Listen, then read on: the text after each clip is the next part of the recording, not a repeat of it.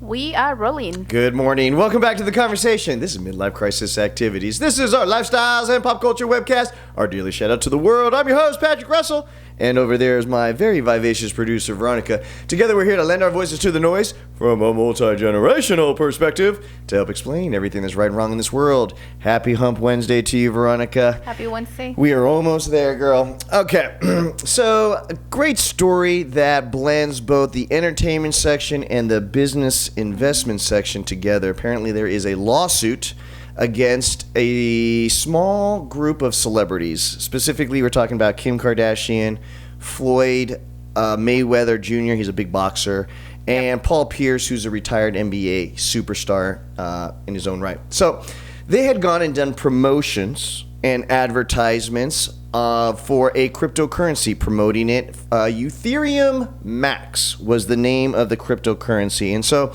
what had happened was that these small group of investors that brought this lawsuit against these celebrities from the months of May to June of 2021 invested in this Ethereum Max cryptocurrency and lost a lot of money, lost big money.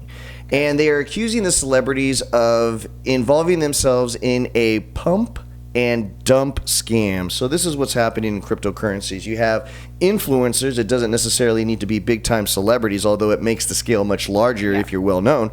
You've got over 200 million followers, which is what Kim Kardashian has. When she makes an announcement, it hits a lot of the people out there in the world.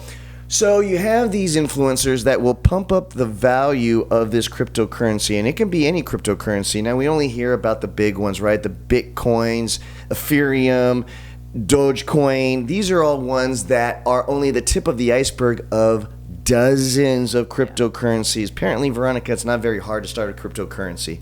Essentially, you just need to draft what they call a white paper, which is kind of like a proposal of what the cryptocurrency is going to be all about. And you submit it to a governing body, and as long as it gets approved, bam, you now have cryptocurrency. Sounds pretty easy. Well, it's kind of like, remember when you had American Express or the Discover credit card? It was a true credit card, and as long as you could go to a store or a retailer or outlet that accepted those cards, you now had money that you could use. Yep. It's the same thing with this cryptocurrencies. It's really just a matter of who's willing to take it. And of course, it's been a slow rollout for cryptocurrency. Bitcoin is finally making out to a lot of the big main retailers, right? But now, here's the question. You have these influencers that artificially pump up the scale and the popularity and the strength of this cryptocurrency. I mean, they're saying, yeah, everybody's going to take it pretty soon. It's going to explode. It's going to have its own network like an Amazon marketplace, and you'll be able to use it in this marketplace. I mean, making these very outlandish statements in order to create demand, right? And then everybody starts buying the cryptocurrency, buying into this hype, bringing the value of that cryptocurrency to whatever peak it can possibly muster. And then what happens?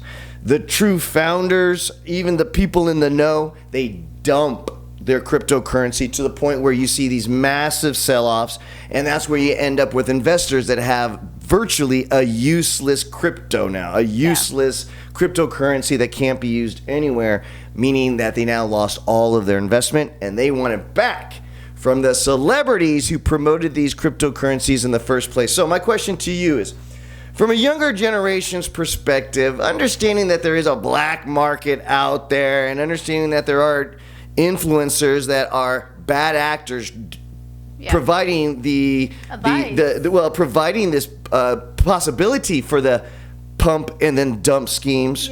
How much responsibility does social media influencers like Kim Kardashian have when they decide to partner up with a cryptocurrency? Should she be given the blame for bad investing? Your thoughts? Gosh, that's a hard one just because I'm in the tax business and I consider myself an influencer too. So I will say that I wouldn't want to be punished for what I said, but also my responsibility, especially having 200 million followers, it is to have real information. And that's one of the things that I always tell all my followers. You know, what you see here, it's because I know, and it's something that I think to a percentage, to a line, it has to be regulated, you know, just to make sure that we as consumers, we understand what she's selling. And I mean, she's getting big money paid, so.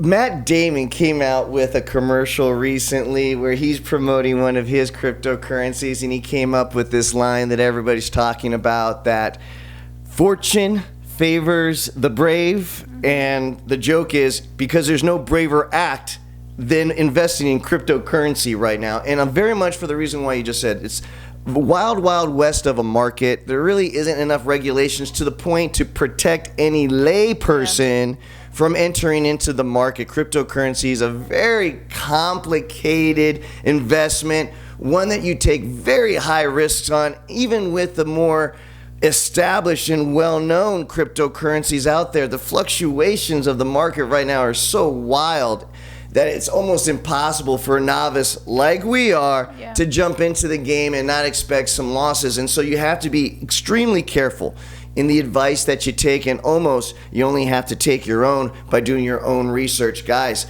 there's last point on my side.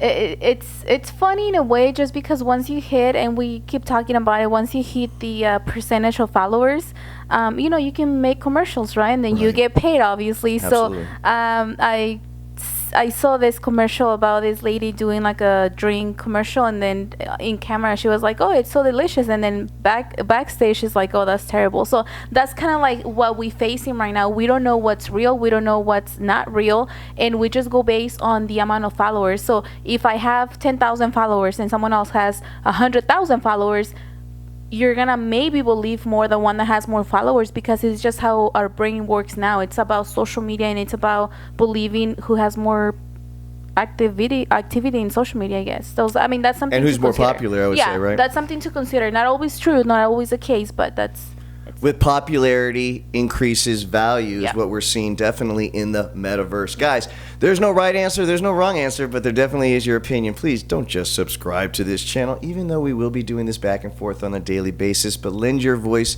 to the show to make it a whole lot more fun. Guys, it doesn't matter what comes your way today. It doesn't matter what obstacles or challenges that you may face. You just need to remember one thing. Give 'em hell. Happy Hump Wednesday, everybody.